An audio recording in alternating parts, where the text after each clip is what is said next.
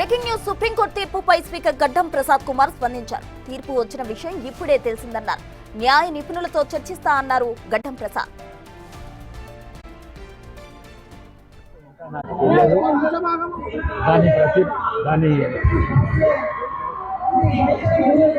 ఏం తీర్పిచ్చిందో అని వచ్చిన తర్వాత న్యాయ నిపుణులతో సంప్రదించి అప్పుడు మీకు అన్ని విషయాలు చెప్తాను.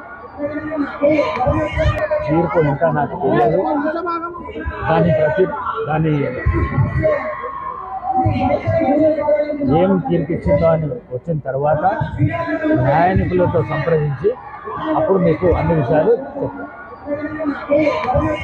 తీర్పు ఇంకా నాకు తెలియదు. దాని